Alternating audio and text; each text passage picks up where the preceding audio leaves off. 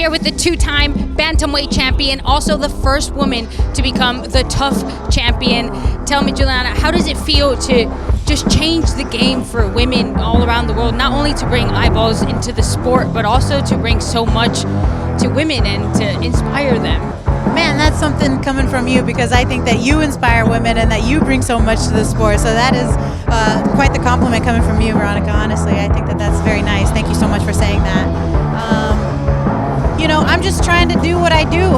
This is what I do. I'm a mother, I'm a fighter, but I was a fighter first, and that passion that I have for fighting is, I think, what reflects outward to the world. And if I can bring more eyeballs into the sport, or, you know, inspire one little girl to, you know, want to make her dreams come true, that's what the ultimate goal is for me. And how is it like, because obviously you had your career, you had things going up, you won the Ultimate Fighter, and then you had your daughter, and she's been part of this journey with you, right? Like, we've seen her at the face-offs. I mean, when she was there with the face-off, honestly, it made me almost tear up, because it's so powerful. So how is it just inspiring her, not only with like telling her how things, but setting an example? You know, that's the most important thing that I can give for her. The other day, I had an interview where there was cameras in front of me, and they had the little action thing, and she's sitting there on the side, and I think she was like, wow, this is cool. My mom's not just a fighter. She, you know, it entails a lot of other things. And I think that, you know, at the end of the day, I don't want her to be a fighter, but I want her to realize what a strong, independent woman is, and that she can make her dreams come true. And if she works hard with discipline and dedication and passion, she can literally have anything that she wants. The world is her oyster.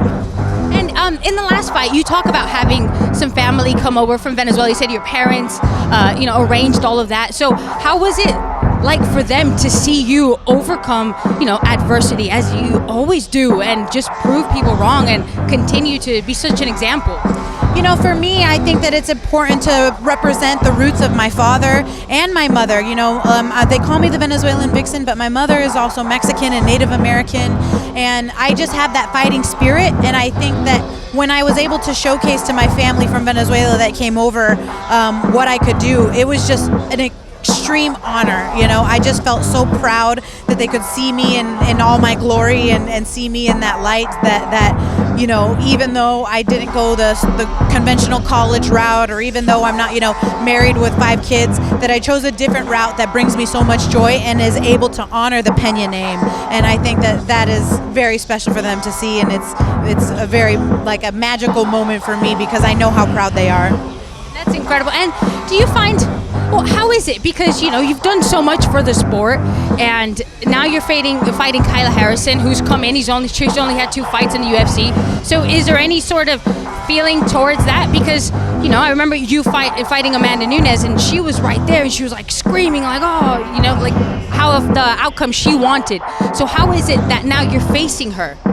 You know, I think that this is just the way that the stars aligned. I know that Amanda wants nothing to do with me. She said that she would end up coming back if Kayla wins, and that's just like I said. She retired too early, and I know that she's not done inside that octagon. And so I'm always trying to call for that fight and to make that fight happen. I want that trilogy. I believe that that's the strongest trilogy in the women's division that, you know, the sport has ever seen. So of course that's what I would like. But since she doesn't want anything to do with me, then of course Kayla's next in line. And, you know, no, it's not fair. There are so many amazing women that have made this bantamweight division what it is. And do I think that it's fair that she cut the line in front of all of these girls, you know, when I know that she's only doing it because she's ducking fighting Chris Cyborg from the PFL? It's not fair. But crazier things have been done in this sport, especially from the inception of the sport, and women fighting inside the octagon. So whatever. As a champion, you fight whoever they put in front of you. And as a fighter, I think we have that ego, or that willingness to fight whoever, whenever, wherever, you know. So of course that's my mindset. If they say Kayla Harrison, I'm saying say when, send location. Last question before I let you go. Of course, I know you're busy, but do you have any like advice for fighters who are struggling with self-belief? Because the relentless heart that you show when you fight, do you have any advice for them on how they could get to that feeling? You know, a lot of the things for me is self-belief. If you don't believe in yourself, how can you expect anybody else to believe in you? I'm never going into a fight thinking I'm not going to win the fight, or else I wouldn't take the fight, because then I would know that I would lose. It is what you feed your brain. It is what you tell yourself. It's these constant daily reminders and these, you know, daily affirmations, and fake it till you make it.